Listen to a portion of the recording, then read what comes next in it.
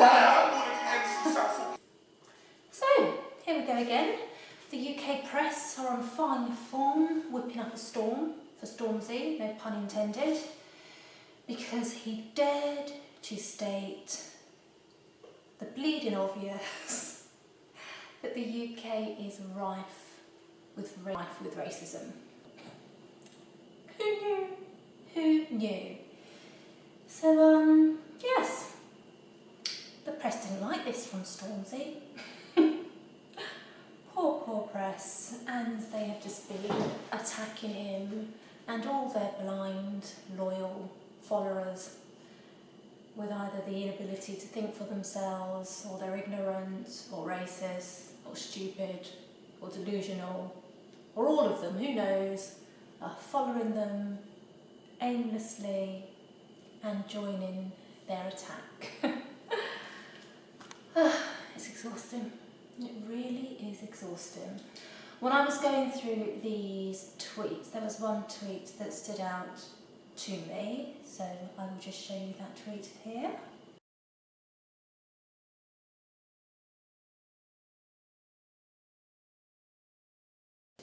So yeah, someone called Matt Shearer on Twitter has tweeted, I think Stormzy is saying, is the UK racist? Yes, 100%, rather than is 100% of the UK racist. And I found it quite interesting that someone had to sort of spell that out. Are we really trying to create the narrative that what Stormzy meant was that 100% of the UK is racist? Obviously, that's not what the man was saying. Just basic common sense will tell you that everyone in an entire country cannot be racist. That's not what he is saying. But of course, you know, when you're trying to whip up a storm, run with that. And run they do. They have certainly been running with that. So, now we've taken that ridiculous notion off the table, let's just focus on what Stormzy was saying, in simply stating that racism is very prevalent in the UK, and Boris certainly does not help matters in any way. In fact, he aids them. Now, why would Stormzy say such a thing? Have we been paying attention? Okay, let's look at a few things, shall we? So much to choose from. Boris. In columns before that you've written, you've referred to black people with watermelon smiles. You've talked about... In a wholly satirical way, by the way. So yes, Boris Johnson did indeed refer to black people as pickaninnies with watermelon smiles. Very, very racist slurs on black people. His excuse is he was only joking. Jokes have to be funny. That's kind of the point. Let's continue, shall we? That a prime minister of this great nation would use the terms bank robber and letterbox to describe Muslim women who wear a burqa. Well, you know, people, Philip, dig out all sorts of... You said it. Dig out all sorts of... You said it. All sorts of... Oh, they dig out all sorts of racist things you've said, all sorts of racist things that you have said. How dare they? How very dare they? All sorts of articles You said it. And I can tell you, I received many letters of support from, particularly from women, but also from some imams who thought I was on the right side of that particular argument. You know, and I speak as, by the way, as the proud great-grandson of a Muslim immigrant who came for some reason to Wimbledon in 1912. Okay, so he's saying he couldn't possibly be racist towards Muslims because he himself, Boris, his great-grandfather, is a Muslim. Okay, I'm going to put out a PSA. Listen very carefully, those who need to. When you say something racist you cannot then excuse that because you have a person of colour in your family, a cousin, a nephew, a granddad, a stepbrother, a stepfather. It doesn't work like that. Effectively, what you're saying is, I'm going to say something racist to you, blatantly racist, and then when you call me racist, I'm going to completely have the ability to excuse myself from such a ridiculous notion because I have this card to play in that I can tell you factually my great-grandfather is black, and in fact so is my nephew, mixed race. So what do you have to say now? Well, I have to say you're a racist. It makes no difference. In fact, it's insulting. It really is insulting. So please stop doing that. You just look more foolish and racist than you already are. It's akin to calling a man sexist and him turning around and saying, I couldn't possibly be sexist. My mother's a woman. Stop it. Okay, so all this storm around Stormzy, pun not intended, started or stemmed from an interview Stormzy recently gave to a newspaper. Is it a newspaper? Called La Repubblica, where he voiced his comments, and the press are just now out for blood, so to speak. I'm going to quote part of the article here, and I'll leave the full article in the description box below, so you can read that at your leisure should you wish.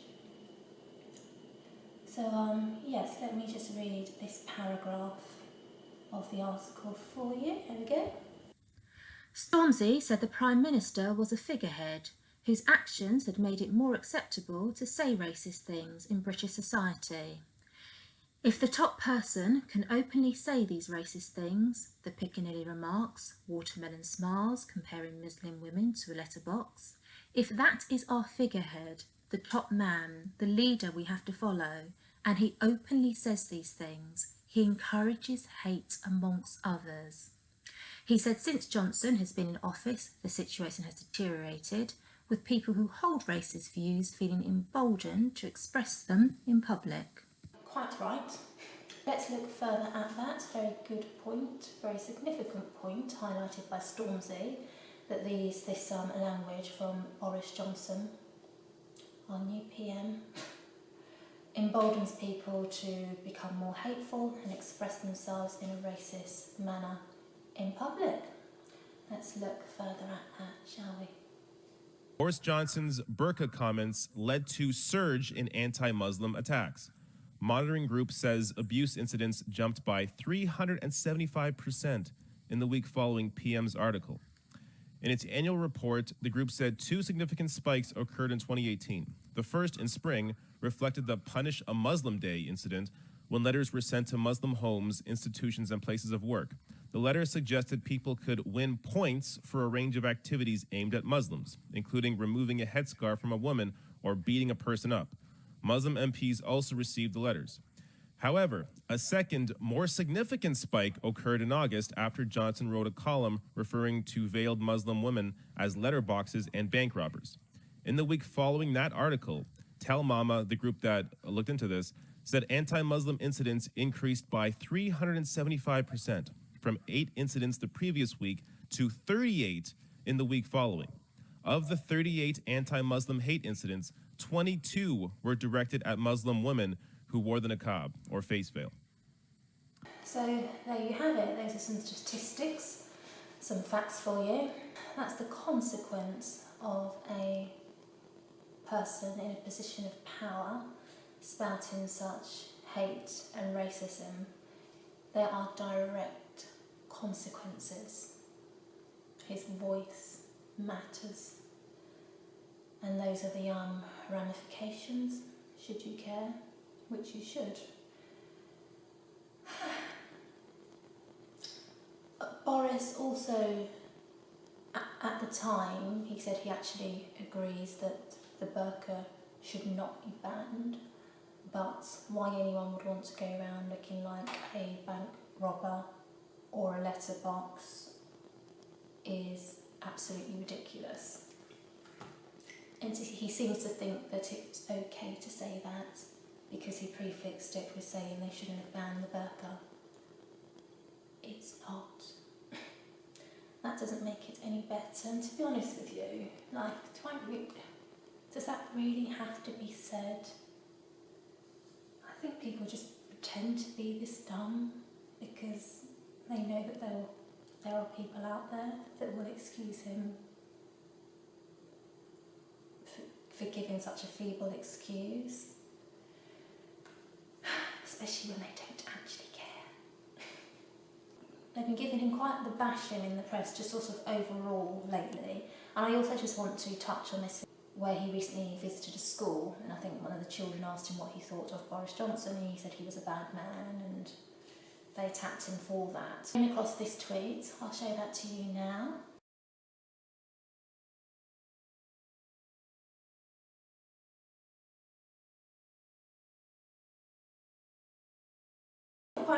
Quite right. If I was a teacher, I would absolutely use that as a teachable moment. I think it would be fantastic for schools to use the comments that Boris Johnson has made, all the racist slurs, calling black people pickaninnies with watermelon smiles and Muslims looking like bank robbers and letter boxes and what have you. It's good, especially in a society of racism and bullying, to show children that these things are not right and they're not on, and these are the things that we don't say. We have people in our classes around you of all different races and faces from all different places and faith, and we do not attack each other on these differences and use these racist slurs. And even though this man achieved the highest position in the country, the words he used are not right, and dare you say them in class, you will be in trouble. So, lastly, I just want to paint you a picture. Just stay with me, humour me, just for a moment. Boris Johnson, he's no longer a white man. He is no longer a Caucasian man. He is a black man. He looks like this. He is a member of Parliament with a desire to one day be the Prime Minister of the UK, our figurehead, as Stormzy said it.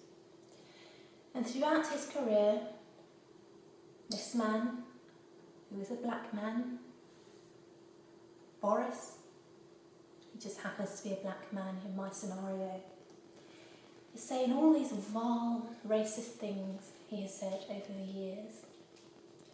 A black man. Calling white people racist names, racial slurs, saying, sorry, the reason why I look so blank is because I'm trying to think of a racist slur for a white person so that I can give the equivalent to pickaninnies and black people with watermelon smiles, but my brain is blank. I don't know any racist slurs for white people, but imagine. And then come a day when this black man, Boris Johnson, runs to be Prime Minister. Do you think almost half of British voters would vote for that black man who said the exact same things that Boris Johnson has said, but about white people rather than black people? Would the nation have hurried out to put a great big tick by his name and vote this man as our next Prime Minister? And be real with yourself, because I know there are many of you watching who are just not real with yourself. Be real. You're only lying to yourself. Because we all know there is only one answer.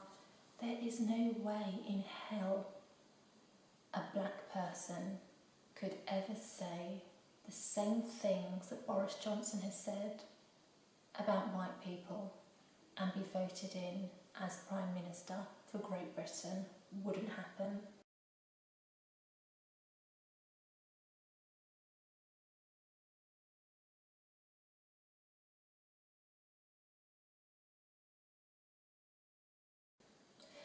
So when Stormzy says that racism is very rife in Great Britain and hard to even discuss because people don't want to hear it, and then you see the attack, the onslaught that the press has given him, ask yourself why.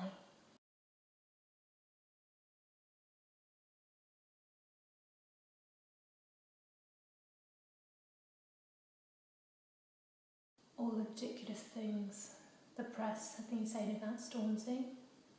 There's a lot I could say on that. There's a lot I have been saying on that. I think Stormzy says it better. So let's hand it over to him, shall we? Tell my man shut up. Shut up. Mention my name in your tweets. I rude by shut up. Shut up. Tell my man shut up. Shut up. Mention my name. We don't have many people in our community with a platform that Stormzy has, using his platform in such a manner. He's not afraid of calling out BS. He's not afraid of just saying things how they are. You know, this is real life. As much as others try and tell us it's not, it is. He's unafraid to use his voice. He's unafraid to share his experience. He's unafraid to talk real talk. He says things how they are, despite knowing that he will feel the wrath of the press. And we see you, we appreciate you. Salut. To all the Muppets. Shut up. Shut up. If you got really serious